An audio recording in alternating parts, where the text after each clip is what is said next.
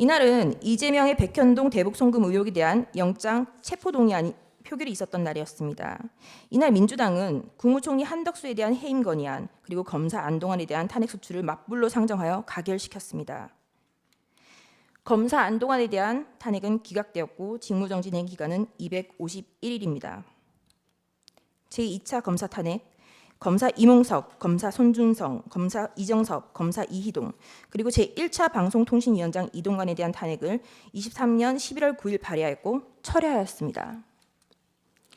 이 중 검사 이정섭은 이재명에 대한 쌍방울 대북 송금 사건, 법화 유용 사건을 수사한 검사입니다. 2023년 12월 28일 제3차 검사 탄핵, 검사 손준성, 검사 이정섭에 대하여 그리고 이동관 방송통신위원장에 대하여 탄핵 소추를 다시 발의하였습니다. 그리고 방송통신위원장 이동관에 대한 탄핵 소추는 철회하였습니다. 그 철회 사유는 방송통신위원장에 대한 탄핵 사유를 검찰청법 위반으로 탄핵 소추한다고 하여 황급히 철회한 것입니다. 이 탄핵 소추안은 고민정 등 168인 등의 발의로 제출되었습니다.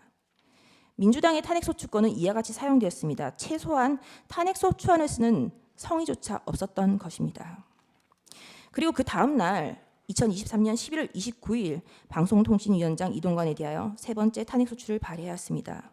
이동관은 20일 사이에 3번이나 탄핵 발의를 당하였습니다. 탄핵이 가결되면 직무집행이 정지되어 방통위 업무가 마비되므로 이동관 방통위원장은 결국 사의를 표명하였습니다. 이와 같이 무성의한 장난 같은 탄핵소추 발의와 철회, 재발의에 대하여 국민의힘 소속 의원들은 국회의장들을 상대로 심의 표결권을 침해하였다며 권한쟁의 심판을 청구하였으나 각하했습니다. 결국 검사 손준성과 검사 이정섭에 대한 탄핵소추는 가결되었고 검사 이정섭에 대한 탄핵소추는 탄핵 사유 대다수가 직무와 무관, 특정되지 않아 전원일치 기각 결정이 내려졌습니다. 직무정지 기간은 272일입니다. 제4차 방송통신위원장 탄핵 2024년 6월 27일 방송통신위원장 김홍일 탄핵소추 발의되자 자진 사퇴하였습니다. 제4차 검사 탄핵 2024년 7월 2일 검사 박상용, 검사 강백신, 검사 엄희준, 검사 김영철에 대하여 탄핵소추 발의가 있었습니다. 검사 강백신은 이재명에 대한 대장동, 백현동 사건을 수사한 검사입니다. 검사 엄희준은 이재명에 대한 대장동, 백현동 사건을 수사하고 이재명에 대한 구속영장 청구를 한 검사입니다. 검사 김영철은 민주당 전당대회 돈봉투 사건을 수사한 검사입니다. 검사 박상용은 쌍방울 대북송금 사건의 수사검사입니다. 검사 박상용의 탄핵소추 사유입니다. 민원인 대기실 바닥에 설사를 하고 벽에 대변을 발랐다. 이화영에 대하여 이 보이는 영상 녹화실에서 연어회와 종이컵에 소주를 따라주고 진술을 회유하였다. 이재명에 대한 대북송금이 표적수사라는 것, 그리고 그것이 탄핵소추 사유였습니다. 당연히 이화영의 주장은 항소심에서 모두 배척되었습니다. 2024년 7월 25일 제5차 방송통신위원장 직무대리 이상인에 대한 탄핵소추가 발의되었고 다음 날 사의를 표명하였습니다. 이진숙은 2024년 7월 31일 방송통신위원장에 취임을 하였고 그 다음 날 탄핵소추가 발의되었습니다. 단 이틀 일하였는데 헌재는 4대4로 기각을 하였고 직무정지 기간은 174일입니다. 문재인 정권의 사드 고위지원 및 2급 비밀을 중국에 유출한 간첩 행위를 감사하는 것을 표적 감사라고 민주당은 비난을 하였습니다. 그러다가 2024년 12월 2일 독립된 헌법기관인 감사원장에 대한 탄핵을 발의하였습니다. 그리고 같은 날 검사 최재훈, 검사 이창수, 검사 조상원에 대하여 탄핵소추를 발의하였습니다. 그리하여 하루 뒤 그 다음 날 대통령은 2024년 12월 3일 비상계엄을 선포하였습니다. 반국가 세력의 사회 장악, 민주당의 언론 장악 시도, 입법 폭거, 사법 업무의 마비, 삼권 분립 원칙의 울각, 헌법기관인 감사원의 독립성까지 좌지우지하려는 일당 독재 파쇼행위 대하여 국민들에게 현재의 상황을 알리기 위한 대국민 호소의 계엄을 선포하였습니다. 그럼에도 민주당은 멈추지 않았습니다. 결국 2024년 12월 5일 검사 최재훈, 이창수, 조상원에 대한 탄핵을 가결하였습니다. 그리고 감사원장 최재해에 대해서도 탄핵을 가결하였습니다. 감사원장의 탄핵 사유는 구체적으로 특정되지조차 않았고 검사 3인에 대한 탄핵 소추 사유도 모호하다고 지적을 받았습니다. 2024년 12월 4일 피청구인에 대하여 1차 탄핵을 발의하였고 그 사유 중 일부는 중국, 러시아를 적대시하고 일본 중심의 기한 외교정책을 고집한다라는 것이었습니다. 2024년 12월 7일 4시간이 넘게 기다렸으나 정족수가 미달되었고 민주당은 계속하여 이상민 행안부 장관, 박성재 법무부 장관, 김영현 국방부 장관, 조지호 경찰청장에 대하여 탄핵 소추를 발의, 결국 이상민 장관은 사임하였습니다. 대통령에 대한 탄핵이 쉬이 이루어질 것 같지 않자 한동훈에 대한 체포설, 정치인에 대한 체포설, 판사에 대한 체포설이 난무하기 시작하였습니다. 2024년 12월 12일 대통령에 대한 두 번째 탄핵 소추가 발의되었습니다. 그리고 체포설만 가지고 부족하자 2024년 12월 13일 김어준이 한동훈에 대한 사살설을 터뜨렸습니다. 우리는 모두 이 뉴스가 이제는 가짜인 것을 압니다. 결국 2024년 12월 14일 대통령에 대한 탄핵소추가 가결되었고 헌법재판관이 임명하지 않는다는 이유로 한덕수 국무총리를 탄핵하였습니다. 그리고 최상목 권한대대행에 대하여 각종 사유로 탄핵 카드를 꺼내고 있는 것을 국민 여러분들은 지켜보고 있을 것입니다. 부끄러움을 모르는 자들은 민주당 노종면 원내대변인은 2024년 12월 23일 국무위원 총 16명 중 5명만 더 탄핵하면 국무회의 의결을 못하니 법안이 자동으로 발효된다라는 발언을 하기도 하였습니다. 또한 민주당은 2025년 2월 20일 헌법재판관의 후임자가 임명되지 못하는 경우 기존 재판관의 임기를 자동으로 연장하는 내용의 법안을 발의하였습니다. 헌법재판관의 임기는 6년으로 헌법 제112조 제1항에 명시적으로 규정하고 있습니다. 도대체 누가 국헌을 문란하게 하고 있는 것인지 묻고 싶습니다. 이상입니다.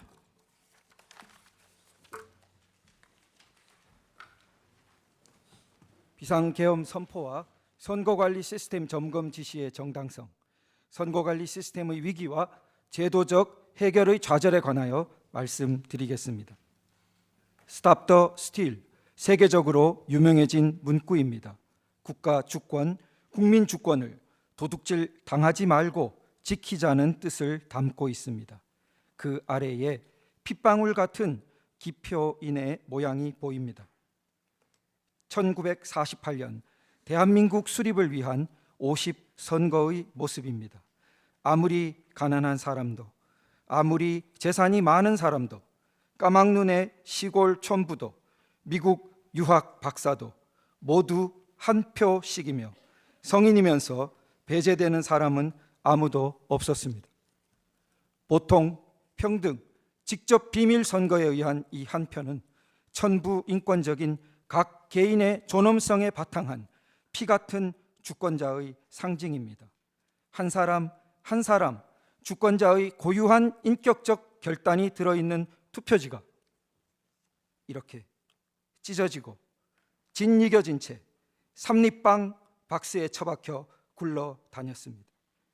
마지막 1장기 투표지는 투표록과 개표록에 아무런 특기사항 기재도 없다가 재검표장에 총 1974표 중 1000장 이상 나타나 한 글자도 보이지 않는 294표가 새롭게 무효표로 처리되었습니다.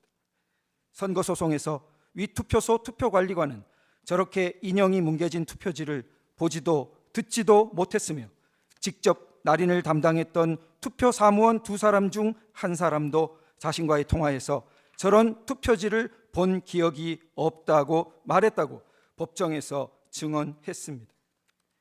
실제 투표장에는 나타난 적이 없었고 조작된 숫자를 맞추기 위해 급조된 가짜 투표지로 의심받는 일장기 투표지들에 대해 판결문은 투표관리관이 인지하지 못한 것일 수 있다고 했습니다.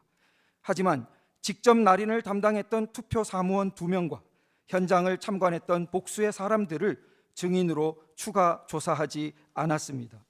2장에 1장꼴로 인형이 뭉개진 투표지들이 유권자 1000명에게 배부되었는데 단 한 명도 이의를 제기하지 않아 투표록에 기재된 바 없었고 개표장에서도 모두 유효표로 취급되었다는 가정이 상식박히고 납득될 수 없는데도 개표 참가자들 또한 추가로 조사된 바 없습니다. 판결문은 또한 제기된 각종 전산적 의혹에 대해 2020년 10월 14일자 현장 검증 결과를 근거로 사전투표 시 통합선거인 명부 조회를 위하여 사용되는 선거망은 업무망과 망분리가 되어 운영되는 사실이 인정된다고 쓰고 있습니다. 하지만 판결문이 총 5회나 거론하는 2020년 12월 14일자 현장 검증은 선관위 직원이 2시간 동안 74장의 PPT 슬라이드를 넘기며 일방적으로 발표한 것이 전부였습니다. 선관위의 일방적인 PPT 발표가 선거망과 업무망의 망 분리를 사실로 인정하는 근거가 된 것입니다. 판결문은 또한 원고의 주장처럼 위조된 사전투표지를 투입하기 위해서는 사전투표지의 위조를 위한 용지 구입, 인쇄, 날인 작업이 선행되어야 하고 사전투표자의 수를 부풀리기 위한 중앙선관위 서버의 보안을 뚫고 침투하는 등 전산 조작이 필요한데 이는 불가능하다는 취지로 쓰고 있습니다. 그러나 2023년 10월 국정원은 보안 점검을 통해 선관위의 선거망과 업무망 사이의 망 분리가 미흡하여 해커가 카페에 앉아 인터넷을 통해 통합선거인 명부 조작이 가능했음을 밝혔습니다. 또한 국정원 보안점검 결과와 백종욱 증인 신문에 따르면 해커는 투표지에 인쇄되는 청인과 사인을 탈취하여 사전 투표 용지를 무단 인쇄할 수 있었습니다. 선관위 사무총장은 본 법정에서 선관위는 해당 선거의 사전 투표 용지 발급에 지난 선거, 전 선거의 자녀 롤 용지를 사용해 왔고 그 대장 관리는 엄격하게 되지 않는다고 자백했습니다. 국정원의 점검과 두 증언을 종합하면 판결문에서 불가능하다고 판시했던 용지 확보, 인쇄 날인, 서버 침투가 모두 가능했다는 것이 명백합니다. 해킹을 통해 가짜 투표 용지를 무한 제조하는 것이 가능했던 상황인 것입니다. 각종 이상 투표지 속에 선거 소송을 제기한 원고들을 찍은 표들이 섞여서 발견되는 것에 대한 의문이 제기되고 있습니다. 조작되어 공표된 숫자에 따라 가짜 투표지로 재검표에 대비하고자 하면 차이가 나는 특정 후보만의 표가 아니라 투표소 단위별로 조작된 숫자에 맞추어 모든 후보들의 표를 일습으로 제조하는 것이 훨씬 쉽고 티도 덜 나기 때문이라 추측됩니다. 판결문은 또한 가짜 투표지를 다량 위조하여 진정한 투표지와 대체하였다면 위조 투표지 상자와 진정한 투표지 상자를 바꿔치기 했어야 하는데 이는 정황상 불가능하다는 취지로 판시했습니다. 하지만 영등포울 선거구의 투표지 보관 당시와 1년 반 뒤 이루어진 재검표 당일의 문손잡이 봉인 상태는 봉인된 종이 테이프의 접힌 위치와 각도, 판사의 도장 위치와 크기가 확연히 달라 누군가 투표함 보관실에 봉인을 떼고 다시 붙였음이 명백합니다. 결국 선거 관리에 대한 문제 제기를 봉쇄하는 절대 권위처럼 내세워지는 대법원 판결문은 충실한 사실 조사와 전산 점검을 하지 않은 것이라는 점이 유념되어야 합니다. 이처럼 부실한 대법원 판결이 다른 사건들에서 추가적인 논의와 조사를 차단하고 자동으로 결론을 내리게 하는 근거로 악용되어서는 안 될 것입니다. 지금까지 선거관리 시스템의 위기에 대해 말씀드렸습니다. 이제 이 위기를 제도적으로 해결할 수 없었던 사정과 그 노력의 좌절에 관해 말씀드리겠습니다. 선거에 문제가 있다면 당사자인 정당이 나서 싸웠을 텐데 그러지 않는 것을 보면 실제로 문제가 없는 것이 아닌가 의문을